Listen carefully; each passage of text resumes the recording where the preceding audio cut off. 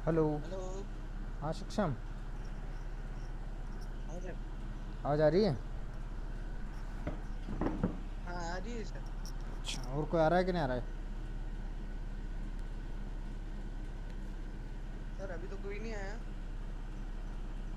अच्छा। वैसे एक बार आप मैसेज डाल दोगे तो आ जाएंगे। ग्रुप पे?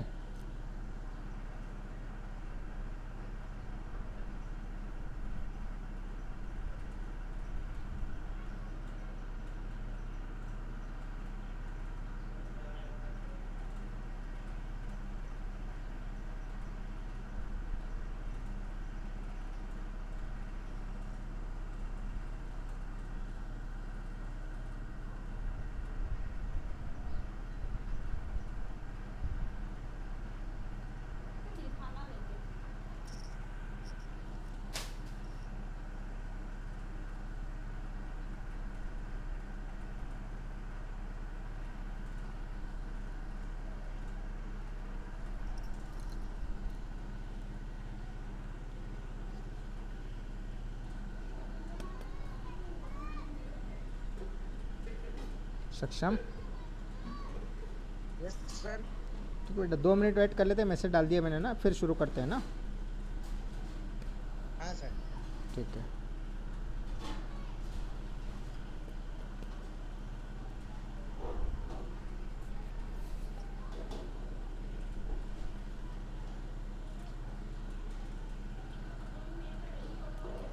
सर वो पिछले लेक्चर में आवाज कट कट के आ रही थी आज, तो उसमें आधा लेक्चर मेरा मिस हो रहा था। अच्छा, चलो आन दो, देखे कितने लोग आ रहे हैं, देखते हैं। जी सर।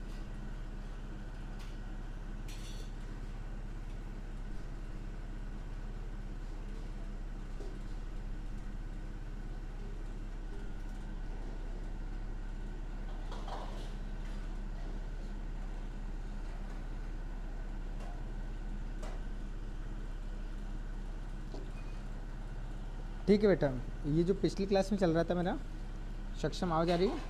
हाँ सर। पिछली क्लास में चल हाँ रहा सर था, आ रही है हम आवाज। जो इंक्लाइंड सरफेस, जो हमारा इंक्लाइंड सरफेस था, या फिर मैं बोलूँ इंक्लाइंड प्लेन, अगर हम किसी फ्लूइड में अंदर डुबा रहे थे तो उस पर प्रेशर जो अप्लाई होगा वो क्या होगा, ये चीज़ देख रहे थे, ठीक है ना। तो हमने दो इक्वेशन यहाँ पे निकाल ली थी, W sine theta integration of L B D X, ठीक है ना। बी बिड्थ थी, एल लेंथ थी, ठीक है ना। तो इसको अब आपको इसमें जो integration of L B D X, जो इसकी वैल्यू हमें मिली थी A X bar divided by sine theta, ये वैल्यू हमको मिल गई थी। अब ये इक्वेशन नंबर 1 दे देता हूँ, इसको इक्वेशन नंबर 2 दे देता हूँ। इन दोनों इक्वेशन से क्या मिल रहा है आपको बताओ मुझे। देखो, ये P इज इक्वल टू था, यहाँ भी P, यहाँ भी P, ठीक है ना। P इज इक्वल टू ये था, तो P is equal to W sine theta. ये यहाँ तक तो मैंने ऐसे ऐसे लिख दिया, समझ में आया।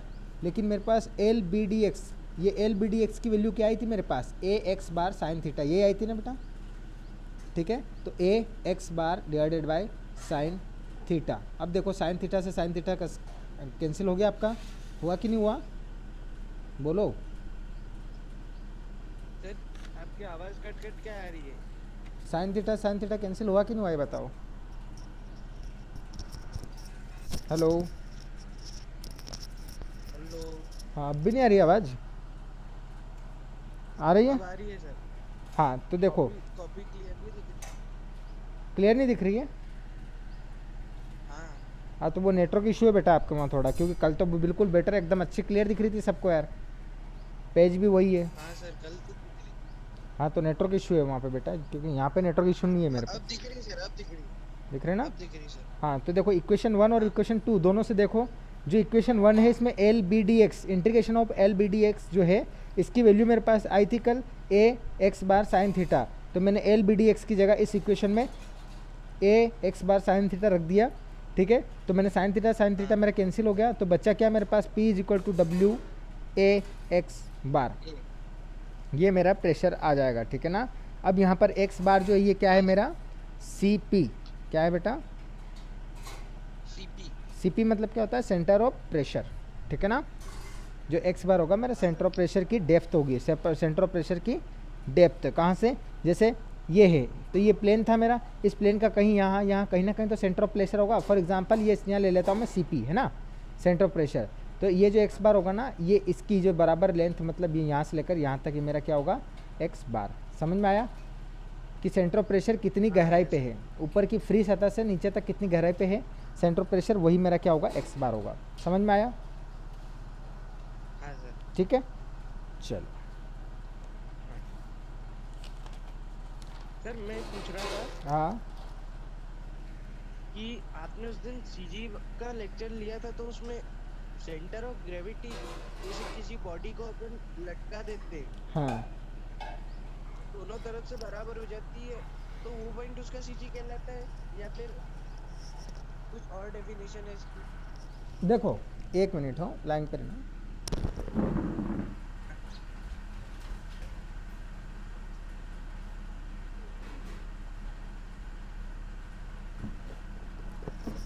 Hello hello. हाँ सर। हाँ देखो, आप जो बोल रहे हैं, आप CG की बात कर रहे हैं, सेंटर ऑफ ग्रेविटी, है ना। तो देखो कोई भी ऑब्जेक्ट है उसके ऊपर ऑब्वियस है ग्रेविटी फोर्स लग रहा है ना।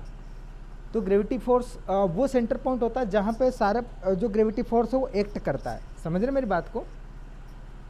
देखो कोई बॉडी है तो उसका फोर्स कहाँ लग रहा है, डाउनवर्ड लग रहा है, नीचे क्यों लग रहा है ना। तो अब नीचे क्यों अगर फोर्स लग रहा है तो उसका सारा जो फोर्स लग रहा है उसका कोई ना कोई एक सेंटर पॉइंट होगा जिसके रिस्पेक्ट में सारा फोर्स लग रहा है, ठीक है ना, जिससे बॉडी बैलेंस में है ना। अगर से उसका अब सारे जो फोर्स लग रहा है उसका एक सेंटर पॉइंट अगर मेरे पास नहीं होगा तो बॉडी बैलेंस हो पाएगी क्या? नहीं हो पाएगी। आप समझ रहे हैं मेरी बात को? जैसे आप बोल रहे हैं कि किसी बॉडी को मैं लटकाता हूँ तो जिस बिंदु पर ऐसा कोई निश्चित बिंदु होगा उसका, उस बिंदु पर अगर आप बांध के और अगर उसको लटकाते तो वो बराबर इक्विलिब्रियम में झूलती है बॉडी, ठीक है ना। आप समझ रहे हैं मेरी बात को? ठीक है ना। जैसे मैं यहाँ पे फिगर में बताता हूँ आपको, ये बॉडी है, ठीक है, कोई ये बॉडी है, ठीक है। अब इस बॉडी का कहीं ना कहीं सेंटर ऑफ ग्रेविटी होगा कि जो जितनी भी इसके ऊपर ग्रेविटी फोर्स लग रहा है, कौन सा फोर्स लग रहा है बेटा? ग्रेविटी फोर्स लग रहा है। हाँ, जितना भी ग्रेविटी फोर्स लग रहा है उसका सभी का एक सेंटर पॉइंट तो होगा कहीं ना कहीं इसका, ठीक है ना। तो वो सेंटर पॉइंट जो होता है ना, वो अलग अलग शेप जो होते हैं बॉडी के, उसके अकॉर्डिंग अलग अलग पोजीशन पे रहता है। जो सिमेट्रिकल बॉडी होती है ना, सिमेट्रिकल मतलब पता है ना, जिसको एक्स और वाई दोनों डायरेक्शन में काटते हैं। अगर खड़े में काटता हूँ तो बराबर 2 हिस्से हो जाते हैं, और ऐसे आड़े में हॉरिजॉन्टल काटता हूँ मैं तो उसमें भी मेरे बराबर 2 हिस्से हो जाते हैं। समझ रहे मेरी बात को? जैसे फॉर एग्जांपल मैंने एक रेक्टेंगल ले लिया, ठीक है ना, इसको मैं यूँ काटूंगा तो बराबर हिस्से हो गए 2, ठीक है। अगर यूँ काटा तो ये दोनों बराबर हिस्से हो गए ना। तो ये क्या हो गया मेरा सिमेट्रिकल बॉडी। कैसी? Symmetrical body. हाँ, सिमेट्रिकल बॉडी। तो सिमेट्रिकल बॉडी जो होती है ना, उसमें तो एक्स और वाई एक्सिस पे उसको बी सेंटर से काटने पर वो जहाँ भी इंटरसेक्ट करती है वही पॉइंट मेरा क्या हो जाता है, CG हो जाता है। समझ में आ रहा है? क्या हो जाता है? CG हो जाता है, ठीक है ना। तो उसी तरह इस तरह की जो बॉडी होती है उसमें CG निकालने के लिए हम उसमें क्या है, उसका सारा जो शायद मतलब इसका क्वार्टेशन प्लेन में इसका दोनों तरफ से डिस्टेंस देखते हैं, साथ ही साथ इसमें यूनिट एरिया लेकर इसको इंटीग्रेट करके इसका CG हम निकालते हैं, ठीक है ना। क्या करते हैं? यूनिट एरिया लेकर, ठीक है ना, इंटीग्रेशन करके इसका सेंटर ऑफ पॉइंट हम निकाल लेते हैं, ठीक है ना। तो सेंटर जो आपका CG जो है सेंटर ऑफ ग्रेविटी, ये क्या है, जितना भी ग्रेविटेशन फोर्स लग रहा है उसका सेंटर पॉइंट, ठीक है ना। सारे ग्रेविटी फोर्स का क्या है, सेंटर पॉइंट। समझ? हाँ, कि जैसे देखो अब जैसे ये बॉडी है, अगर इसको आपने हैंग कर दिया, इस पॉइंट के रिस्पेक्ट में लटका दिया, ठीक है ना। अगर ये सेंटर ऑफ ग्रेविटी नहीं होता तो इसमें हो सकता है इधर अगर ज़्यादा ग्रेविटी लग रहा है तो इधर की ओर झूल जाएगा और इधर की ओर से ऊपर उठ जाएगा, ठीक है ना। तो सेंटर ऑफ ग्रेविटी क्या शो करती है कि भैया जितना फोर्स लग रहा है बॉडी एक इक्विलिब्रियम जगह पे स्टेबल कांस्टेंट हो जाए, ठीक है ना, वो ना इधर जाए ना इधर जाए, ठीक है ना, ऐसा पॉइंट, ठीक है ना, उसको हम सेंटर ऑफ ग्रेविटी बोलते हैं। इसी तरह सेंटर ऑफ प्रेशर, कि किसी फ्लूइड में आपने कोई बॉडी डुबाई तो उसका सेंटर ऑफ प्रेशर चेंज हो जाएगा। क्यों हो जाएगा बताओ क्यों? क्योंकि देखो ये तो एटमॉस्फेयर में फ्री लटकी हुई है ना, लेकिन जब फ्लूइड में कोई चीज़ डालते हो आप तो आपको पता है, जैसे ये ऑब्जेक्ट डाला आपने ये फ्लूइड के अंदर, तो इसमें देखो इस पोर्शन की गहराई ज़्यादा है, यहाँ ऊपर से यहाँ से लेकर यहाँ तक देखो ये गहराई ज़्यादा है ना, और इसकी यहाँ के पॉइंट की गहराई कम है। यहाँ के पॉइंट की गहराई देखो जो FSL है आपका, उससे क्या है, कम है। तो गहराई कम ज़्यादा है तो इसका मतलब प्रेशर भी कम ज़्यादा होगा। अरे होगा कि नहीं होगा? होगा सर। ठीक है, प्रेशर भी कम ज़्यादा होगा, जिसके कारण इसका जो सेंटर ऑफ ग्रेविटी जहाँ होती है ऑब्जेक्ट की, उसके रिस्पेक्ट में सेंटर ऑफ प्रेशर चेंज हो जाता है, ठीक है ना। तो वो क्यों होता है कि प्रेशर इंटेंसिटी अलग अलग हाइट पे अलग अलग होती है, इसलिए सेंटर ऑफ प्रेशर चेंज होता है, ठीक है। ओके।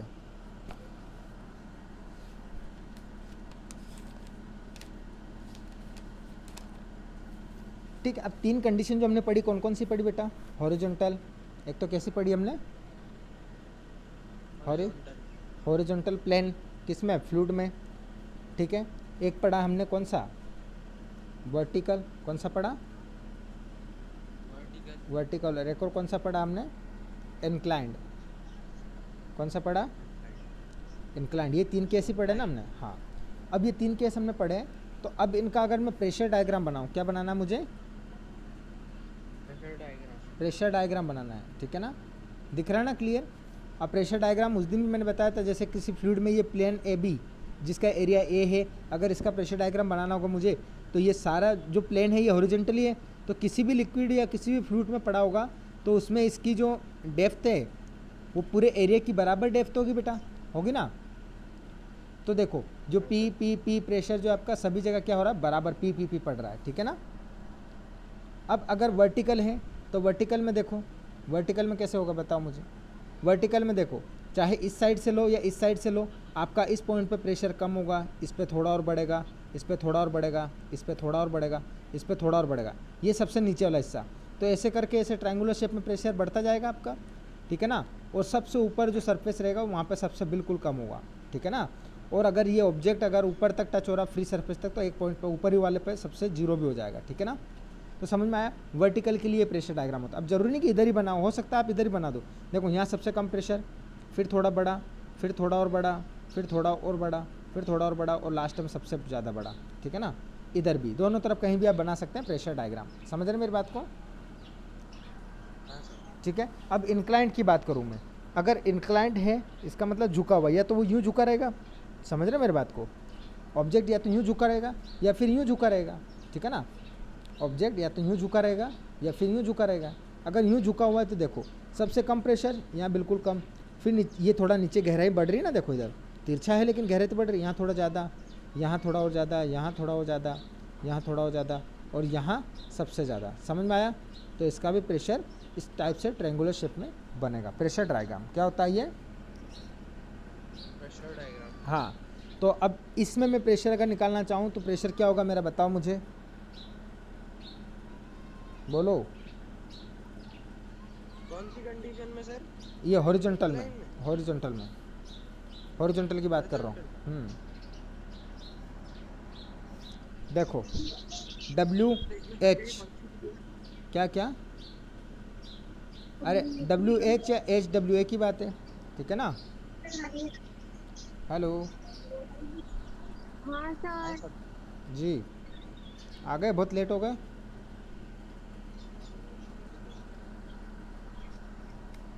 हेलो, हाँ सक्षम। Yes sir. देखो इसमें अगर हाँ प्रेशर सर। अगर निकलेगा मेरा हॉरिजॉन्टल आएगा तो पी इज इक्वल टू क्या हो जाएगा? डब्ल्यू एच, यही था फॉर्मूला मेरा हॉरिजॉन्टल। हाँ, डब्ल्यू क्या है? आपका क्या है? स्पेसिफिक वेट है ना? स्पेसिफिक वेट ऑफ फ्लूइड, जो भी फ्लूइड में भरा हुआ है उसके लिए स्पेसिफिक वेट होता है। अगर इसके लिए याद करूँ तो मैं क्या होगा? इसके लिए होगा इसका हर जगह अलग अलग है तो। हाँ वेरी गुड, तो इसका मतलब चेंज होता जाएगा। इस देखो इस पॉइंट पे अगर लूँगा मैं हाँ। तो P1 इज इक्वल टू क्या? P W तो वही रहेगा ना बेटा, H1 PWH1, इसमें क्या हो जाएगा? P2 is equal to WH2, यही होगा ना? अरे यही होगा ना? हाँ सर। ठीक है ना? P3 is equal to WH3 है ना? और P4, ये लास्ट में P4 मान लेता हूँ, P4 बराबर क्या हो जाएगा? WH4, यही होगा ना? क्योंकि डेप्थ बढ़ती जा रही है, तो इसका टोटल प्रेशर क्या हो जाएगा? Pressure is equal to P1 plus P2 plus P3 and so on, ठीक है ना? तो टोटल प्रेशर क्या हो जाएगा बेटा आपका? W सब में कॉमन है, ठीक है ना?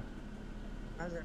अरे है कि नहीं W सब में? H1 H2 H3 हाँ, तो H1 plus H2 plus H3, ठीक है, एंड सो ऑन, ठीक है ना? तो इससे प्रेशर निकाल सकते हैं आप इससे। अरे निकलेगा कि नहीं निकलेगा, बोलो। निकलेगा सर, निकलेगा। ठीक है ना? Very good. उसी तरीके से इंक्लाइंड की बात करूँ मैं तो यहाँ फॉर एग्जांपल मेरा P1 इज इक्वल टू था कुछ भी WH1, यही था। जैसा इसमें किया ऐसा इसमें भी होगा। इस पॉइंट पर कुछ और होगा, इसमें P2 होगा, इसमें P3 होगा, ठीक है ना? इसमें P4 होगा, ठीक है ना? And so on. मैं ऐसा नहीं बोल रहा हूँ केवल P4 तक, और आगे कितना भी हो सकता है, ठीक है ना? तो मेरा टोटल P क्या हो जाएगा? P1 plus P2 plus P3 and so on, ठीक है ना? तो इसमें P इज इक्वल टू क्या हो जाएगा मेरा? H1 plus H2 so on. समझ रहे हैं मेरी बात को? तो इस तरह से मुझे टोटल प्रेशर इसमें मिल जाता है, ठीक है ना? वर्टिकल और इंक्लाइन में दोनों में चेंज होता रहेगा ना? क्या क्या? वर्टिकल और इंक्लाइन केस में हाँ हर पॉइंट पे चेंज होता रहेगा ना वेट? हाँ, सॉरी, वर्टिकल और हाइट। इंक्लाइन में क्या होता है, थोड़ा वर्टिकल के कंपेयर में कम होता जाता है प्रेशर, ठीक है ना? वर्टिकल के कंपेयर में इंक्लाइन में थोड़ा कम होगा, ठीक है ना? हेलो? और वर्टिकल में ज़्यादा होगा, ठीक है ना? क्योंकि अगर कोई चीज़ को आप इंक्लाइन कर दिए तो वो कम गहराई तक जाएगी, और अगर उसको वर्टिकल कर दिया तो वो ज़्यादा गहराई तक जाएगा। समझ रहे हैं ना मेरी बात को? हाँ सर। ठीक है, ओके। अब मैं इसके जो फॉर्मूले की बात करता हूँ, तो मेरा इसमें टोटल प्रेशर क्या हो जाएगा, कुल आप बताइए। ये तो मैंने जैसे एक पॉइंट पे किसी पे लिया तो W इंटू एच हो गया मेरा, ठीक है ना? इस पर W इंटू एच हो गया। तो टोटल प्रेशर क्या हो जाएगा? देखो यहाँ से लेकर यहाँ तक एक एरिया है मेरा, है ना? है कि नहीं? एक एरिया बेटा, एक ये कोई भी प्लेन रखा है, किसी फ्लूइड में प्लेन है तो प्लेन का एरिया होगा कुछ ना कुछ, ए होगा, एरिया होगा कि नहीं होगा? तो इसमें पी टोटल अगर मैं निकालना चाहूँ तो क्या हो जाएगा मेरा, डब्ल्यू एच और एरिया मान लिया मैंने ए, ठीक है? क्या मान लिया? एरिया ए मान लिया। तो ये मेरा टोटल प्रेशर किसके लिए, हॉरिजॉन्टल के लिए मेरा टोटल प्रेशर क्या हो जाएगा, डब्ल्यू एच ए क्या है यहाँ पर, क्रॉस, ये क्या है, एरिया ऑफ प्लेन, किस जो प्लेन डुबाया है उसका एरिया, ठीक है ना? समझ में आया? उसी तरीके से अगर मैं आया सर। इसके लिए बात करूँ तो इसमें क्या होगा मेरा टोटल प्रेशर, इसके लिए होगा W H1 plus H2 plus H3 infinite. हाँ। और तो देखो, चेंज होगा। अगर इन सब का, सुनो, अब देख लो, अगर मुझे इसका पूरा मेन जो प्रेशर निकालना हो तो इस पॉइंट पे जो प्रेशर है वो और इस पॉइंट पे जो प्रेशर है वो, सारे प्रेशर की वैल्यू एक जैसी अगर मुझे करनी हो तो यहाँ सबसे कम है, यहाँ सबसे ज़्यादा है, मतलब सब में थोड़ी थोड़ी अलग अलग है ना? तो इन सब का मैं क्या कर लूँगा, एवरेज निकाल लूँगा ना? एवरेज अगर निकालना होगा मुझे तो P1 और P4 दोनों पे क्या आपका प्रेशर है वो निकाल लूँगा मैं। तो टोटल प्रेशर निकालने के लिए मैं क्या कर लूँगा, P1 पे क्या है मेरा, WH1 है बेटा, और P4 पे क्या है, हाँ सर। P4 पे क्या है मेरा, WH हाँ W, WH4 ठीक है ना? यही है ना? ठीक है, H4। तो इसको डिवाइडेड बाय 2 कर दिया तो मेरा एवरेज प्रेशर निकल जाएगा कि इन सब पॉइंट पे जो 1 2 3 4 पॉइंट है, चारों पे एवरेज प्रेशर क्या लग रहा है, निकल जाएगा ना मेरा? हाँ सर। ठीक है ना? वो निकल गया। तो उसके बाद मैं इसको क्या कर दूंगा, इनटू जो मेरा ये एरिया कितना, यहाँ से लेकर यहाँ तक कुछ ना कुछ तो एरिया होगा इस सतह का, होगा कि नहीं होगा? हाँ सर। हाँ। ठीक है ना? सतह का एरिया क्या होगा बताओ मुझे। सर इंक्लाइंड है तो फिर इसका एरिया नहीं नहीं, यहाँ तो मान लेते। वर्टिकल है यहाँ पर। वर्टिकल वर्टिकल है सर, इसका स्पेसिफिकेशन तो है नहीं कुछ, देखो, जैसे ऑब्जेक्ट है। हाँ वेरी गुड। तो कुछ नहीं है, तो यहाँ पर देखो हाइट, ये जो ऑब्जेक्ट है जितनी इसकी हाइट है उतनी इसकी लंबाई है। तो मैंने h इंटू हाँ। ब्रेड्थ, इसकी ब्रेड्थ जो भी चौड़ाई, सतह की चौड़ाई क्या लिख ली मैंने, चौड़ाई, चौड़ाई किसकी है बेटा, चौड़ाई। सतह, जो इसकी सतह है इसकी चौड़ाई भी तो होगी कुछ ना कुछ। ये जैसे प्लेट ली मैंने चौकोर, ठीक है ना, प्लेन लिया तो कुछ ना कुछ सतह की चौड़ाई भी होगी, किसके लिए, सतह की। तो इससे मेरा क्या आ जाएगा, टोटल प्रेशर आ जाएगा, ठीक है ना? उसी तरीके से इसके लिए बताऊं मैं, तो इसके लिए क्या होगा टोटल प्रेशर बताओ। इसके लिए सर हम्म। इक्वल्स टू, हाँ बोलो। इसका भी एवरेज निकाल लेंगे।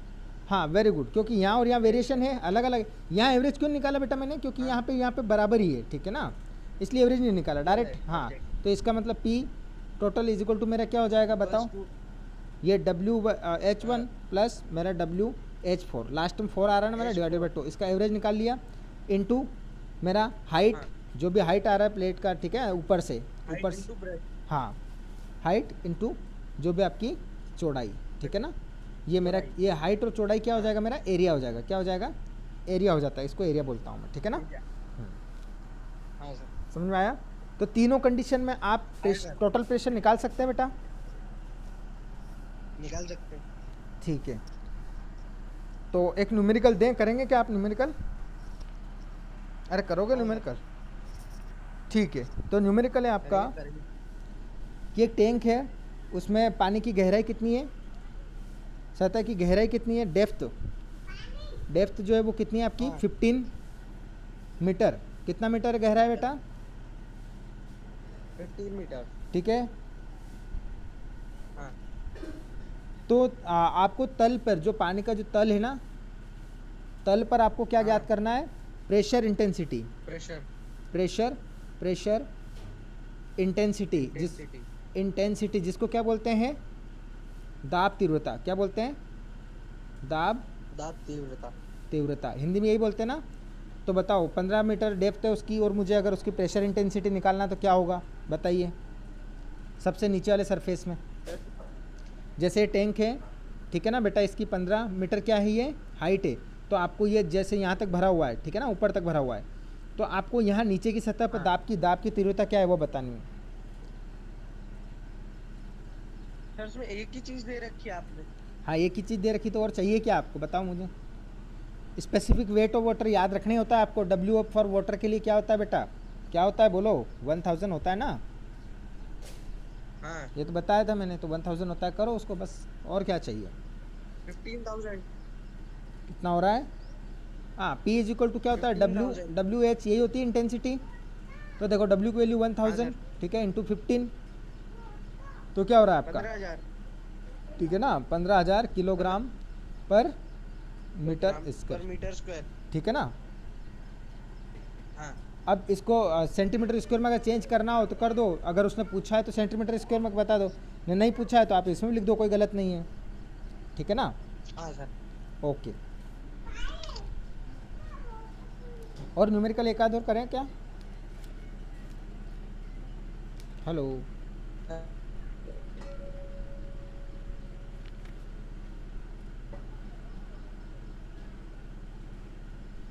हेलो,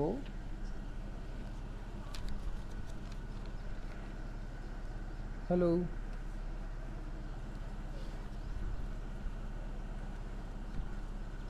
हेलो, क्या आवाज़ आना बंद हो गई थी क्या? हेलो, हाँ सर। आ रही आवाज़? आ रही है। हाँ, कौन है ये बच्चा? दूर ले जाओ भैया इसको, क्यों रुला रहे हो मोबाइल के पास लाकर? हाँ, चलो ठीक है। जैसे सर इसको ये केजी मीटर स्क्वायर में है, अब इसको सेंटीमीटर में चेंज करने के लिए इसमें वो 10 का गुना कर देंगे ना सर। नहीं नहीं, मीटर सेंटीमीटर ये मीटर है, मीटर से सेंटीमीटर में बदलने के लिए हम क्या करते हैं? क्या करते हैं बताओ? सेंटीमीटर में बदलने के लिए सर ये 10 × 10 कर देते हाँ, हैं। वेरी गुड, ये मीटर में बदलने के लिए, लेकिन ये मीटर है कहाँ? डिवाइड में बेटा। तो मीटर को आप सेंटीमीटर में लिखते हो तो कैसे लिखते हो बताओ मुझे? जैसे यहाँ कुछ नहीं है, ये मीटर स्क्वायर लिखा है, यहाँ कुछ नहीं है, मतलब 1 मीटर स्क्वायर है ना। कुछ नहीं मतलब इसके साथ क्या 1 है, मीटर स्क्वायर के साथ क्या है? 1 है ना। अरे 1 है कि नहीं है बोलो? है ना। तो ये मीटर स्क्वायर, इसको आप मीटर स्क्वायर को सेंटीमीटर स्क्वायर के फॉर्म में लिखोगे तो क्या हो जाएगा? कितना हो जाएगा? कितना लिख सकते हैं आप बताओ ना। अरे 1 मीटर बराबर कितना होता है? 1 मीटर में सर 100 सेंटीमीटर होते हैं। ठीक है, तो स्क्वायर के फॉर्म में लगाए तो इसलिए स्क्वायर लगा दिया मैंने। कर दो इसका डिवाइड, और क्या जी। इसका क्या हो जाएगा? 15,000 डिवाइडेड बाय ये 100 गुणा 100, ठीक है ना। 2 जीरो से 2 जीरो गई, 1 जीरो से 1 जीरो गया, 15 बचा, तो 1.5 आ जाएगा। 1.5 किलोग्राम पर सेंटीमीटर स्क्वायर, ठीक है ना। सिंपल है वो। जी सर। एक सेकंड सर, एक सेकंड। हाँ हाँ, बोलो बोलो। सर ये 15,000 गुणित 15,000 डिवाइडेड बाय 100। 100 का स्क्वायर लगाया बेटा मैंने वहाँ, ये देखो 100 का स्क्वायर। मीटर स्क्वायर है ना, तो स्क्वायर होगा ना उसका भी। नहीं समझे? सर एक और बार बता। देखो यहाँ पे मीटर मीटर कितना 2 बार है, देखो मीटर गुणित मीटर ही होता है मीटर स्क्वायर। इस मीटर स्क्वायर को ऐसे लिख सकता हूँ मैं, मीटर गुणित मीटर। अब 1 मीटर में कितना होता है? 100 सेंटीमीटर, गुणित एक और मीटर में कितना होगा? 100 सेंटीमीटर। तो 100 गुणा 100 को मैं 100 की घात 2 नहीं लिख सकता क्या? अरे बोलो हाँ या ना। हाँ सर। ठीक है,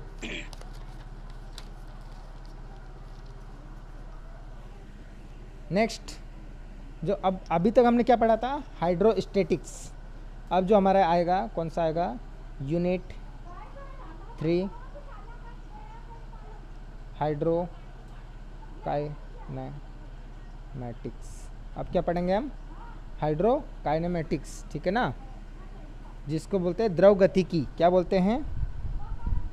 प्रगति की। हाँ, समझ में आ रहा है क्या बोलना चाह रहा हूँ मैं? ठीक है, तो द्रव गतिकी से क्या समझते हैं आप, बताइए मुझे। द्रव, द्रव की गति। Very good. तो ठीक है, इसमें भी पढ़ेंगे तो हम द्रव के बारे में, मतलब फ्लूइड्स के बारे में पढ़ेंगे, लेकिन कैसे फ्लूइड के बारे में पढ़ेंगे? द फ्लूइड कि द्रव विच कितनी आर है, अंडर क्या है। मोशन, ठीक है ना, मतलब इसमें द्रव जो है मोशन में नहीं रहेंगे। अभी हमने इसके पहले जो हमारा था वो हाइड्रो स्टैटिक्स था। क्या था? द्रव स्थिति की था, और ये द्रव गति की है। गति की है। हाँ, तो इसमें क्या होगा कि हम क्या करेंगे, द्रव को गति के, हाँ, गति के साथ, मतलब द्रव जो है जिसकी हम स्टडी कर रहे हैं वो मोशन भी करता रहेगा। Are you getting? जी सर। ठीक है, यस सर। ठीक है। तो इसमें सबसे पहला जो है हम देखेंगे फ्लो लाइंस, ठीक है, लाइन ऑफ फ्लो या फिर फ्लो लाइंस जिसको बोलते हैं। फ्लो लाइंस किसको बोलते हैं, क्या बताएंगे आप? अगर कुछ सुना हो आपने, फ्लो लाइन क्या बोलेंगे हम? सर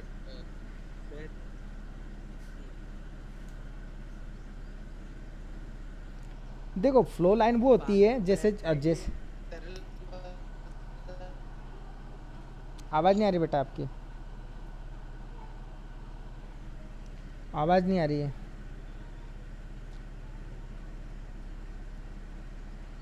हेलो, हेलो, सर आ रही है। अब आ रही है? आ रही है सर। हम्म, आ रही आ रही। हाँ बोलो, क्या बोल रहे थे? आप बोल रहे थे तब आवाज़ नहीं आ रही थी, कट रही थी आवाज़।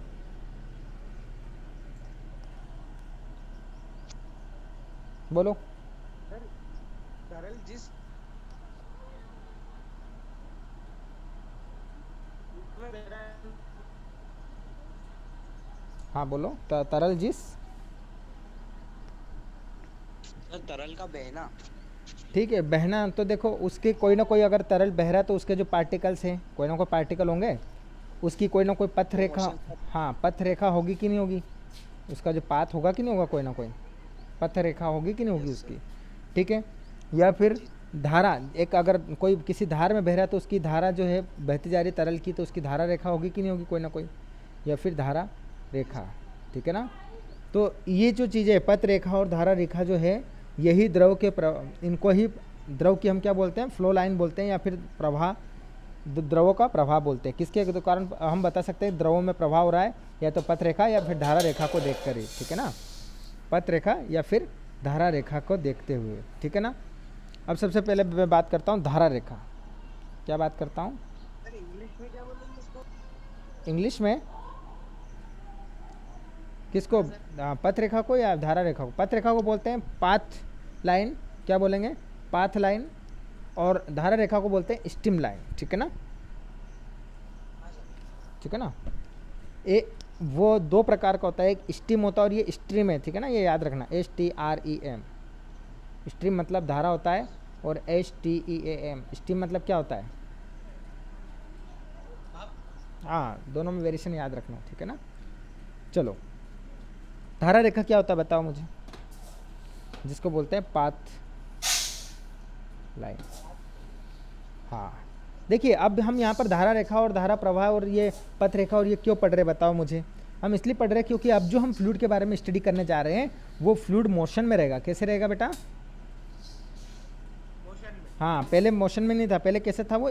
स्थिर था, है ना, कोई भी मोशन नहीं था उस फ्लूइड में, इसलिए उसमें हमने ये प्रॉपर्टीज़ नहीं पढ़ी बहने वाली। लेकिन अब जो मोशन में रहेगा तो मतलब फ्लूइड कैसे कैसे बहता है वो सारी चीज़ें देखेंगे ना हम, देखेंगे कि नहीं देखेंगे?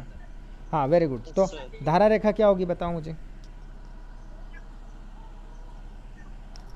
धारा रेखा जो सर, जो वेरी फ्लूइड गुड। होता है वो हमारी एक ही दिशा में बह रहा है। हाँ, एक ही दिशा में बह रहा है तो ये तो डायरेक्शन ऑफ फ्लो हो जाएगा ना। आप धारा रेखा का मतलब ये थोड़ी ना है, ये तो डायरेक्शन ऑफ फ्लो हो जाएगा। एक ही दिशा में बह रहा है तो वो तो फ्लो जो हो रहा है आपका, जो बहाव हो रहा है उसकी दिशा को बताएगा। बोलो बोलो। देखो धारा रेखा वैसे हम जो एक एक ऐसी रेखा जिसको हम इमेजिन कर सकते हैं, कैसी होती है, काल्पनिक होती है। कैसी होती है बेटा? काल्पनिक, इमेजिन। हाँ, वह काल्पनिक काल्पनिक रेखा कैसी होती है बेटा? काल्पनिक काल्पनिक रेखा। रेखा होती है। ऐसा नहीं है कि आपको कोई चीज़ बह रही है तो उसकी धारा ऐसी ऐसी आपको दिखेगी, ये काल्पनिक रेखा हम इमेजिन करते हैं उसको, ठीक है ना। और ये जो वो रेखा होती है जहाँ पर जिसके उसका जो प्रत्येक बिंदु है ना, उस पर अगर टेंजेंट खींची जाए तो उस बिंदु पर त्वरण की गति की दिशा बताती है। जैसे कि अगर जैसे मैंने एक धारा की काल्पनिक रेखा ये ले ली, क्या ले ली, ये ले ली बेटा, एक बिंदु ये ले लिया मैंने, एक बिंदु ये ले लिया मैंने, एक बिंदु ये ले लिया और एक बिंदु ये ले लिया, ठीक है ना। तो देखो अब ये धारा जो बह रही है इसमें क्या होगा कि प्रत्येक बिंदु की अपनी एक दिशा होगी, ठीक है ना।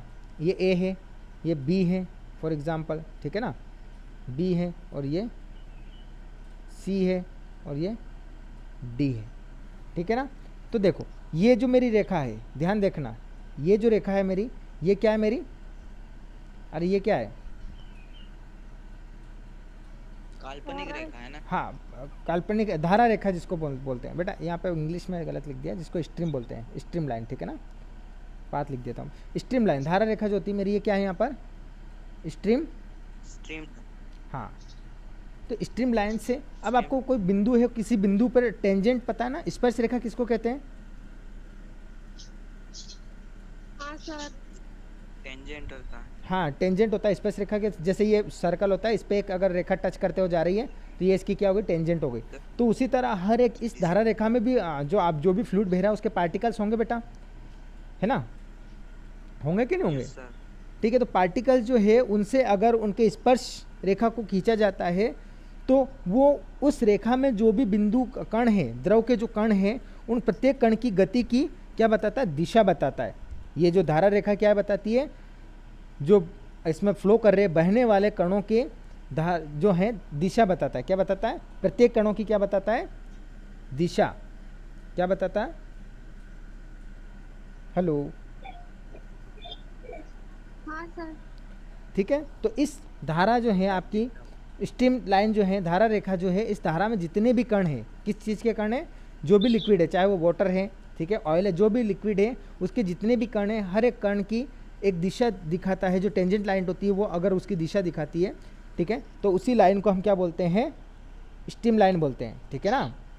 कि हर एक जो आपका मॉलिक्यूल बोलूँ या फिर मैं हर एक पार्टिकल है या फिर हर एक कण जो है वो अपनी एक दिशा दिखा रहा है, ठीक है ना। तो इसी को क्या बोला जाएगा, क्या बोला जाएगा, स्ट्रीम लाइन। और ये जो धारा बह रही है, बहने की कोई वेलोसिटी में मान लेता हूँ वी.सी. है, ठीक है ना, कि किसी एक वेलोसिटी वी.सी. के साथ ये बह रहा है, किसके साथ, एक वेलोसिटी इसकी, ठीक है ना। हेलो, हाँ सर। ठीक है। Yes, sir।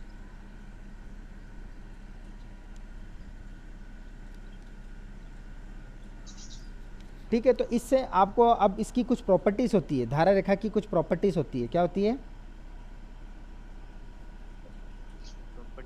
प्रॉपर्टीज़ होगी। सबसे पहली क्या होगी कि कभी जैसे कोई एक पाइप है, फॉर एग्जांपल एक पाइप है, पाइप के अंदर दो इस अगर फ्लूइड बह रहा है, क्या बह रहा है, फ्लूइड बह रहा है, तो उसमें जितनी भी धारा रेखा बनेगी, क्या बनेगी भैया, जितनी भी धारा रेखा बनेगी they will never intersect each other का मतलब क्या होता है, इंटरसेक्ट ईच अदर का मतलब, हाँ, कि जितने भी किसी प्रवाह, कोई जो प्रवाह हो रहा है उसमें कितनी भी धारा रेखा बन जाए, या इंग्लिश में बोलूँ कितनी भी स्ट्रीम लाइन बन जाए, वो स्ट्रीम लाइन कभी भी एक दूसरे को काटेगी नहीं। ये पॉइंट समझ में आया, आया। ठीक है। और धारा रेखा का जो आकार है, ये जो धारा रेखा है इसका आकार जो है वो किसके ऊपर डिपेंड करेगा, ठीक है, कि प्रवाह किस टाइप का हो रहा है, जिस टाइप का फ्लो हो रहा है उसके अकॉर्डिंग इसका आकार डिपेंड करता है। ऐसा नहीं छोटा बड़ा, धारा रेखा जो बन रही है उसका आकार जो है किसके ऊपर डिपेंड करेगा, कि किस टाइप का प्रवाह हो रहा है। अब प्रवाह जो होते हैं कितने प्रकार के होते हैं ये भी मैं आगे बताऊंगा, ठीक है ना, अलग अलग टाइप के प्रवाह होते हैं, ठीक है। जैसे हो सकता है कि कुछ स्टडी फ्लो हो और या फिर अनस्टडी फ्लो हो, जिसको परिवर्तित प्रवाह बोलते हैं और अपरिवर्तित प्रवाह बोलते हैं, ठीक है ना।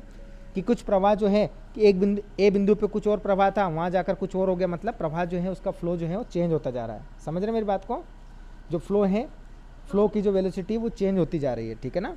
तो अगर चेंज हो रही है तो उसके कारण उसका प्रवाह की जो है वो भी क्या हो रहा है, कम ज़्यादा हो रहा है, जिसके कारण जो आपकी स्टीम लाइन है वो भी चेंज, ठीक है, बदल सकती है, ठीक है ना। Yes sir.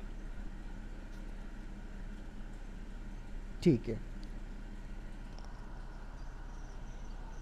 तो दूसरा क्या बोला था मैंने, आपकी स्टीम लाइन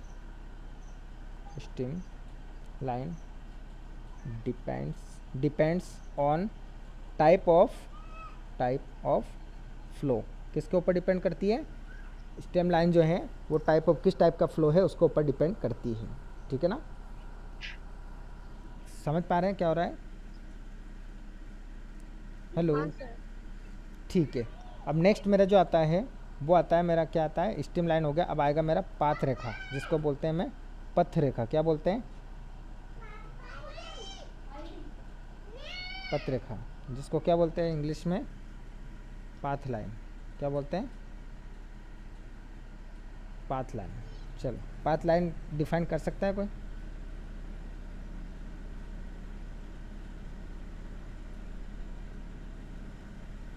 जैसे वो जो फ्लूइड जिस जिस जिस फ्लो में जा रहा है वो दिशा कोई सी भी हो सकती है।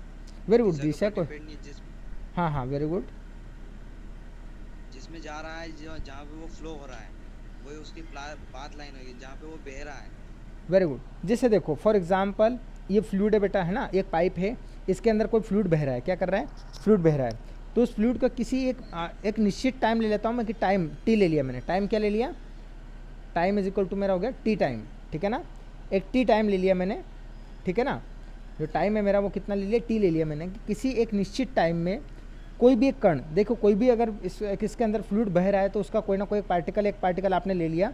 जैसे मैंने पार्टिकल P1 ले लिया, तो अब टाइम टी में उस पार्टिकल ने जितना लंबा रास्ता तय किया वही उसका क्या होगा, पाथ लाइन। जैसे पार्टिकल P1 यहाँ था और आफ्टर टाइम टी, ठीक है ना, टी के बाद वो क्या हो गया, यहाँ पर P1 यहाँ आ गया, ठीक है। तो पॉइंट ए से पॉइंट बी, जो पॉइंट ए से पॉइंट बी जो आपका हो गया, ये क्या होगा आपका पथ रेखा या फिर पाथ लाइन में बोलूँगा, ठीक है। तो किसी निश्चित समय अंतराल में, ठीक है ना, कि एक आपका at a fixed interval of time, कि किसी टाइम का इंटरवल फिक्स है, उसमें कोई पार्टिकल मूव कर रहा है एक जगह से दूसरी जगह जाने के लिए, उसने जो जो रास्ता अपनाया है वो उसका क्या होगा, पाथ लाइन होगा, ठीक है ना। पाथ, चाहे वो पार्टिकल P1 पूरे पाइप में ऐसे वैसे ऐसे वैसे कर कैसे भी चल के गया हो, लेकिन जब ए पॉइंट से बी पॉइंट तक गया, कितने टाइम टी में, कितना टाइम है बेटा, time is equal to T. Time T मान लिया मैंने, टी कुछ भी हो सकता है, 2 मिनट 5 मिनट 10 मिनट, उसमें जितना लंबा रास्ता उसने तय किया वो उसका क्या हो जाएगा, पाथ लाइन। समझे कि नहीं समझे, ठीक है। तो अब मुझे कोई बताएगा कि what is the difference between path line and steam line, बताओ मुझे डिफरेंस बिटवीन। मेरा है पाथ लाइन, इधर पाथ लाइन लिख दिया मैंने, और इधर स्ट्रीम लाइन। बताओ दोनों चीज़ों को बताया, उसमें क्या क्या डिफरेंस आपको मिला, किसी को आएगा कुछ। जैसे पाथ लाइन होता है उसमें निश्चित समय होता है। हाँ हाँ, पाथ लाइन में निश्चित समय का समय अंतराल होता है। Very good, very good. तो फर्स्ट मैंने लिख दिया having fixed interval of time. Time का क्या होता है, फिक्स्ड इंटरवल होता है, ठीक है ना। इसमें क्या होता है, सर इसमें टाइम निश्चित नहीं रहता है, मतलब उसमें डिसाइड नहीं रहता है कि कितने समय तक या कितना टाइम तक ये फ्लो करेगा। हाँ, तो इसमें नो फिक्स्ड टाइम, ठीक है ना, नो फिक्स्ड टाइम, ठीक है ना। वेरी गुड, एक डिफरेंस आपने बताया, सही है। दूसरा बताओ। जी सर, ये जो इसमें पाथ लाइन में है ना, ये इसके 2 ही पॉइंट हो सकते हैं, एक फ्लोइंग बिंदु और वो लास्ट वाला बिंदु। हाँ, फर्स्ट इनिशियल और फाइनल 2 बिंदु हो सकते हैं ना। 2 बिंदु के बीच की रेखा को मैं क्या बोलूँगा, पाथ रेखा बोलूँगा। Path line. तो हाँ, इसका हैविंग इनिशियल शॉर्ट फॉर्म में लिख रहा हूँ मैं, एंड फाइनल, एफ से डिनोट कर रहा हूँ, फाइनल पॉइंट, ठीक है ना, कि इनिशियल और फाइनल पॉइंट होगा इसके पास इसमें सर देयर इज़ नो, मिलते रहते हैं इसमें। हाँ, there is no initial and final point, ठीक है ना। चलो और हेलो और बताओ। नहीं सर, इसमें स्ट्रीम लाइन में टेंजेंट होते हैं। टेंजेंट होते हैं, हाँ ठीक है, उसमें डायरेक्शन जो है वो होता है मतलब टेंजेंट जो डायरेक्शन, सभी बिंदु अपना अपना डायरेक्शन शो करते हैं। इसमें कोई डायरेक्शन पार्टिकल, क्योंकि इसमें तो एक ही बिंदु रहेगा तो अपने कोई भी डायरेक्शन शो नहीं करेगा, वो सीधा जिस पाथ में जाएगा उसका पाथ का कैलकुलेशन है हमारा क्या होगा, पाथ लाइन होगा, ठीक है ना। इसमें जो हम स्टडी करते हैं, study on only one particle, कितने पार्टिकल के ऊपर स्टडी करते हैं हम, कि केवल एक ही पार्टिकल का पाथ देखते हैं ना, कि द्रव के किसी एक कण की गति को दर्शाता है, ठीक है ना। कि आपका जो आप उस गति जो देख रहे हो किसकी, किसी एक ही पार्टिकल की देख रहे हैं, ठीक है ना। पर यहाँ पर more than one particle consider, ठीक है ना। सर ये थर्ड वाला पॉइंट मेरे को एक बार नहीं है समझ में, देखो इसमें देखो ए बी सी डी इतने, ये तो मैंने 4 ही पॉइंट लिए, लेकिन और भी तो हो सकते हैं, बहुत सारे पॉइंट हो सकते हैं, यहाँ भी हो सकता है, यहाँ भी हो सकता है, इस जो आपकी स्ट्रीम लाइन है उसमें। लेकिन इसमें देखो, इसमें तो मैंने जो पार्टिकल पी ए पर जो पार्टिकल पी था वो पॉइंट बी पर जाते जाते पार्टिकल पी था, तो उसने जो रास्ता तय किया था उसी को मैंने पाथ लाइन बोला है ना।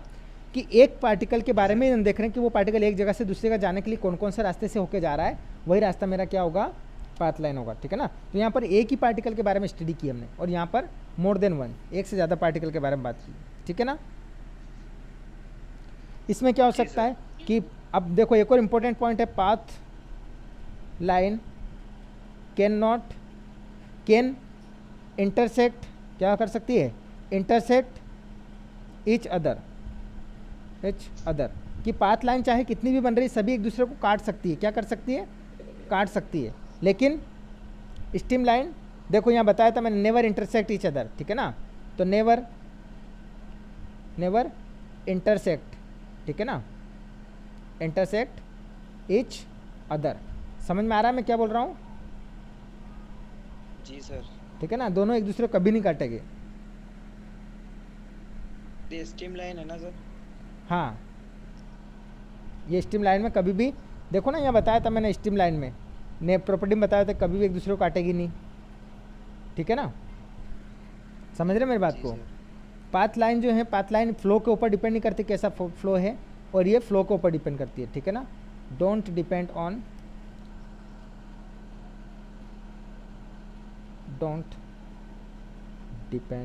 ऑन टाइप ऑफ फ्लो, ठीक है ना। फ्लो किस टाइप का डिपेंड नहीं करता है, but it depend on type of, sir Hindi में बता। ठीक है फिर से बता रहा हूँ कि देखो यहाँ पर इसका इनिशियल पॉइंट और फाइनल पॉइंट जो होता है वो क्या होता है, सॉरी सबसे पहला जो आपका फिक्स्ड इंटरवल ऑफ टाइम, कि निश्चित अंतराल होता है समय का, उसमें जो पार्टिकल डिस्टेंस ट्रेवल करता है उसके बारे में डिस्कस करते हैं हम। लेकिन यहाँ पर हम जो है उसके कोई टाइम ड्यूरेशन नहीं ले रहे हैं, ठीक है ना। किसके लिए, स्ट्रीम लाइन में there is no time limit, ठीक है, या फिर नो फिक्स्ड टाइम इंटरवल, ठीक है ना। तो यहाँ पर समय अंतराल निश्चित नहीं होता है, और यहाँ पर समय अंतराल क्या होता है, निश्चित होता है, ठीक है ना। हेलो, ठीक है। अब इसका आरंभिक और सर। हाँ बोलो। हाँ सर बताओ। ठीक है, इसका जो प्रारंभिक जो प्रारंभ होता है वो